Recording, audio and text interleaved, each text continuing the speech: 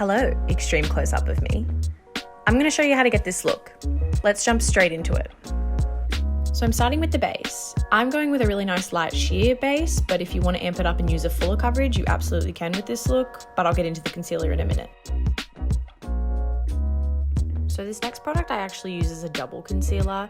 It is the NARS Soft Matte Complete Concealer in the shade Honey, but it's actually used as a corrector as well because it's a really nice peachy shade. So I use this first on my dark circles, and then I go in with my actual concealer. So this is my actual regular concealer. This is the Too Faced Born This Way Multi-Use Sculpting Concealer. I use the shade Light Beige. I actually really love this. It's a full coverage, really creamy, really hydrating, and it sits beautifully under the eyes. I'm going to take my beauty blender and I'm actually going to blend all of this out. I use it directly under the eyes, around the mouth, on the forehead, just to kind of add a bit of a highlighting effect to the skin as well. And then I'm going to take that beauty blender and literally run it all over the skin to blend everything perfectly. So this is my Tom Ford Shade Illuminate in the shade 02. I actually use this on a bit of a foundation brush. Any kind of synthetic brush will do, and I'm just using it to essentially sculpt the face, mainly cheekbones, forehead, jawline, that kind of thing.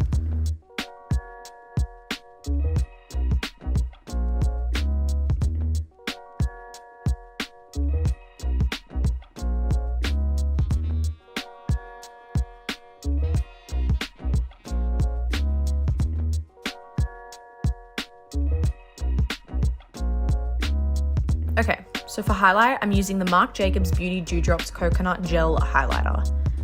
Yes, it's a mouthful. And I'm using this with my fingers and I'm actually placing it on the high points of my face. This highlighter is like high shine, high impact instantly. So a little bit goes a long way, and because it's a liquid, you really need the world's like smallest pump in your hand, and then you're just using that on your ring finger, patting it across the cheekbones and anywhere that you're looking to highlight. Okay, so for a little bit of powder now, I'm actually going to go into the Ambient Lighting Edit palette from Hourglass. This was actually a powder palette from 2 years ago around Christmas time. Unfortunately, they don't sell it anymore and I feel like they need to bring it back. She's clearly well loved. So I'm actually going in with the first two shades that have clearly hit pan, and these guys are going to be like my base powder shades. Now, I like a bit of powder with a bit of color as well sometimes, especially when I'm like fake tanned. I find when I'm fake tanned, translucent powder just doesn't do anything for me. So I'm using this to kind of add a little bit more color back to the skin and also help lock in my contour. So it kind of goes hand in hand with the actual Tom Ford cream products, but in the meantime, I'm just going to be using this to kind of help blend everything together. So now this is a little trick that I actually use to help alleviate any creasing with concealer, which is a huge issue that I do have. Now this one doesn't crease too bad, but I always like to go back over with my beauty blender and take away any excess product directly under the eye. And then my all-time favorite product of my life is the Laura Mercier Under Eye Brightening Powder. This is phenomenal, and this actually helps lock everything in. It's super, super fine, micro milled, and it has a brightening effect. So if you have any problems with like dark circles or your products creasing, this is your go-to powder, and I promise you it will change your life. Second powder that I am going to use to help set everything down and mattify is the actual Laura Mercier translucent powder. Who doesn't use this? The difference here is I actually use it with the powder puff, and let me tell you why. When you actually use it with the powder puff, it's almost like a mini bake, and I find that it really helps lock everything in. So what you want to do is actually press the powder puff into the product just a little and get a little bit of product on the actual sponge, and then you actually start to rub it together like a little taco. Sounds a bit mental, but it actually works, and it absorbs all the powder, and then that way you can start pressing it into the skin. Okay, so moving on to bronze now. I actually didn't get a little clip of it for you guys, but I will pop a little image on the screen for you to show you which one it is. It is an Hourglass bronzer, of course, and it's the shade Nude Bronze Light. This guy is a way more matte version of their traditional bronzers because a lot of Hourglass products do have that really ambient kind of luminous finish, and I didn't want to create too much of a glow to the skin, so I've stuck with a more matte version. I'm also using it on a wider fluffy brush. This is one from MAC. And this guy has like the perfect shape just to kind of chisel out through the cheeks, over the nose, and through the temples as well to kind of add that nice luminous bronzy finish. And for blush, I'm just taking a really old school classic. This is the shade Melba from MAC. I actually love this shade. I've had this for a really long time, and it's a really nice peachy pinky matte color. Goes really well with tan skin, and I'm just kind of dusting it on the apples of the cheeks into the bronzer with a little kind of blush brush. And then I'm kind of just dusting that on the apples of the cheeks into the bronzer.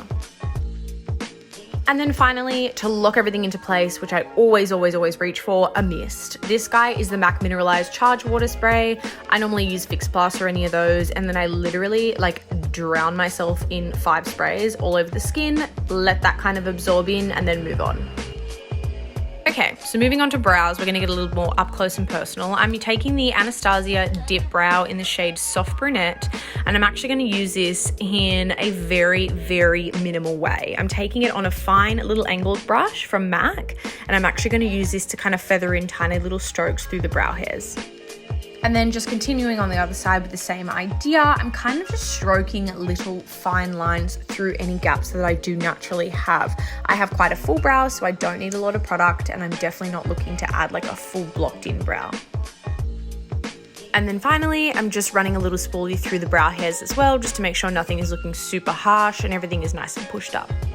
Okay, so moving on to eyes now. I'm pretty much going to be using these 2 products as my base here. So the first one is MAC Soft Ochre Paint Pot, of course. This is a fantastic matte base that really adheres shadows to it really well.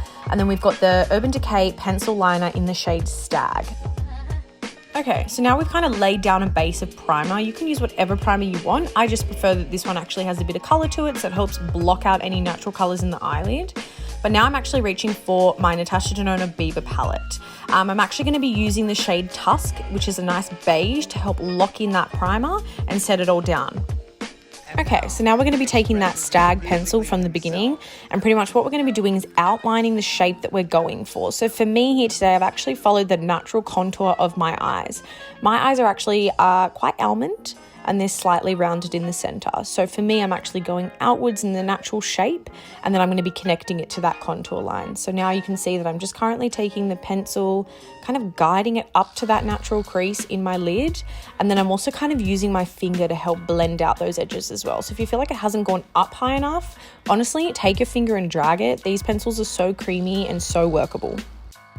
Okay, so once you've got your wing in place and you feel like you're pretty happy with the angle that it's going, now you want to connect the crease line into the wing. The idea is to kind of get this fake wing effect from the crease into your natural lash line. So you're actually going to be connecting the two and pulling them out even further. If you feel like your crease is actually hiding the line, go a little bit above the crease, and as you're drawing it, do fine little jagged strokes against the skin rather than really pulling on one whole line.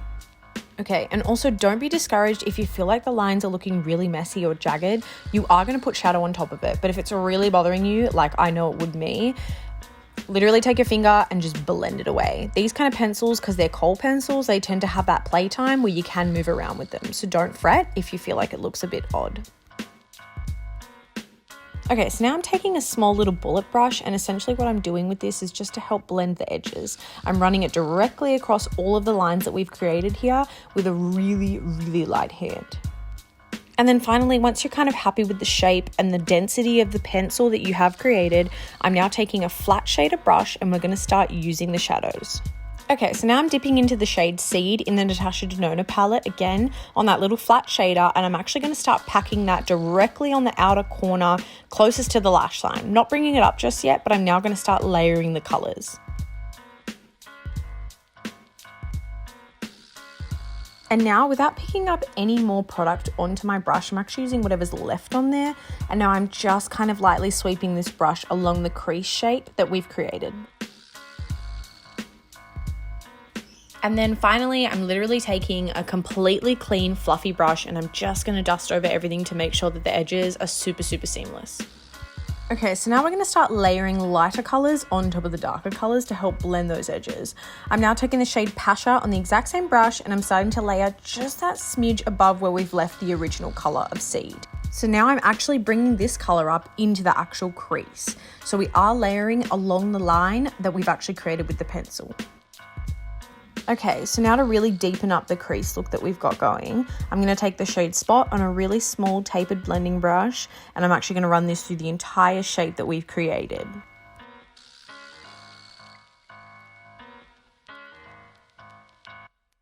Once you feel like you're happy with the edges, essentially what you want to do now is add a bit of highlight to the lid. I'm actually going to go in with the shade Tusk again, just as a bit of a brightening effect, and then I'm actually going to layer it with a bit of Monroe, which has a really beautiful shimmery finish.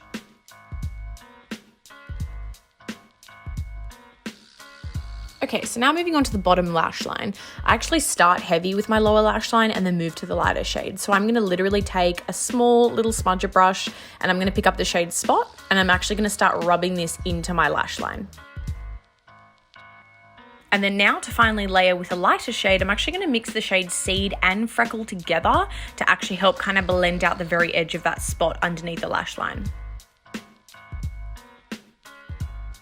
Okay, so once you're happy with the density of the colour underneath the eye, I'm actually going to go straight in with mascara. I actually use a lash maximizer or a lash primer, whatever you want to call them. I actually use the Dior Show Maximizer 3D. This is a fantastic primer. And then I layer on top with Damn Girl Too Faced Mascara. And if you're wondering why the hell I use a lash primer, well, let's be real. I find old school techniques are probably some of the best ways to really go about products. And I find a lash primer really helps amp up volume. If you find that like no mascara tends to really give you enough volume, you'll probably find that a primer does the job for you without having too much product of mascara on your lashes. And then just to be extremely difficult for you guys, I actually use a completely different mascara on my bottom lashes. And of course, this is totally optional, which is why I didn't display what I used. But I will tell you, it's the MAC Cosmetics Extended Play Mascara. I actually love this product, and the reason I do is because A, the wand is tiny, and B, the product isn't super clumpy. And I find when you're using a super heavy mascara on the top, if you go to use it on the bottom, it ends up just smearing and transferring, and to be honest, I always end up sneezing. And then here is the finished look. And I guess the reason that I love looks like this so much is because obviously they're so neutral and they really work with any kind of lip combination. But today I actually just reached for MAC Cosmetics Soar Lip Pencil. I kind of smeared it out with my finger a little bit just to kind of soften it so it wasn't super harsh. And then I've literally gone on top with my beautiful Glossier Clear Lip Gloss.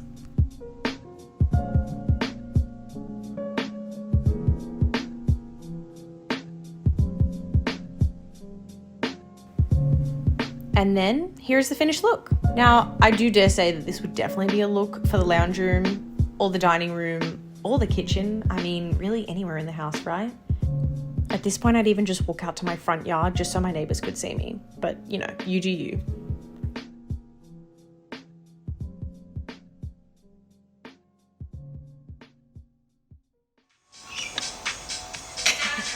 You weren't filming that one. No.